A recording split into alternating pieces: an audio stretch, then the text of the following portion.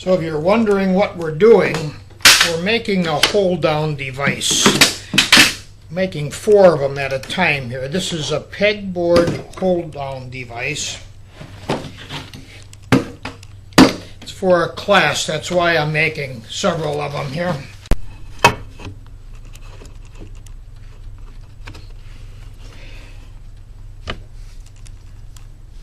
The way this hold-down device works is the holes are drilled at random, and these are wood pegs, 3/8 diameter holes and 3/8 diameter wood pegs. And because the holes are drilled at random, you can almost always find edges that will hold the piece solid. This is particularly handy for irregular shaped pieces. Irregular shaped pieces are particularly difficult to hold because there's no straight sides on it, and the pegs solve that problem. You can lift it up, you can do your little detail work, put it right back in place, get your chips cleaned off, a little Christmas ornament like this here. You can turn it over to the other side, put it back on and carve the back side also. So it's a very handy device. They're very easy to make. The holes are drilled at random. You don't need to do a 3/8 diameter. You can do 1/4 inch diameter also.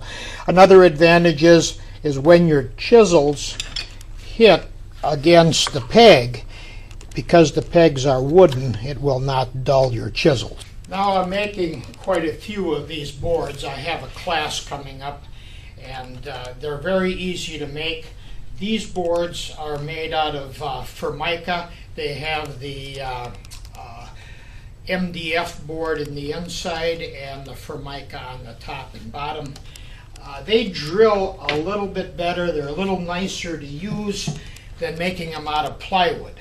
I make a lot of them out of plywood, but the plywood, first of all, is rougher, but also the plywood chips out between the holes, and it doesn't make the holes as stable as the Formica does on the top.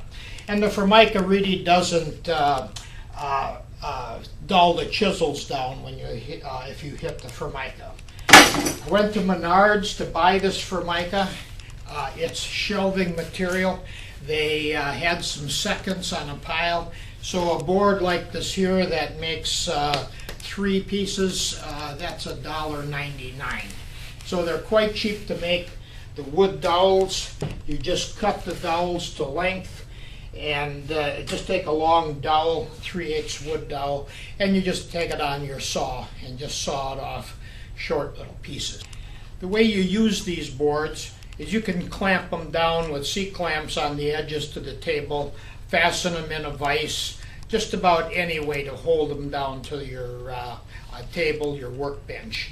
You can make these any sizes. I have some small ones that I make when I'm traveling. Where the real value of this type of holder comes in is when you've got something that's a very irregular shape and delicate.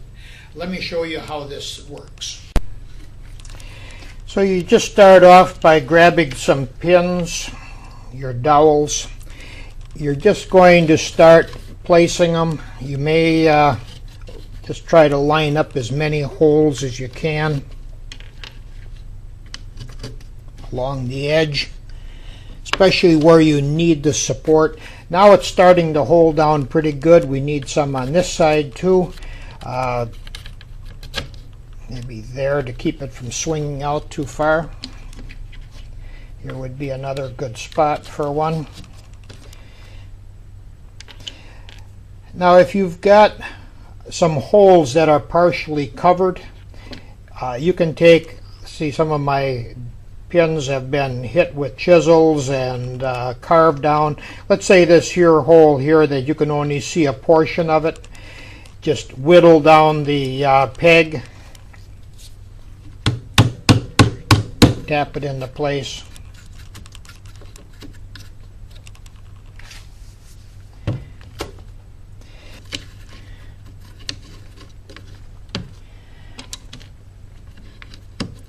Now many times I have enough pins on it that I can remove one or two when I'm carving close to it. So now you can take your chisels, push against it, and it holds it in place pretty good.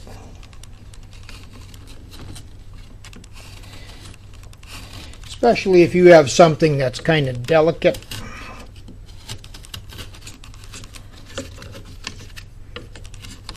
You can put more pins right in the area that is delicate, but now you can put both hands on your tool.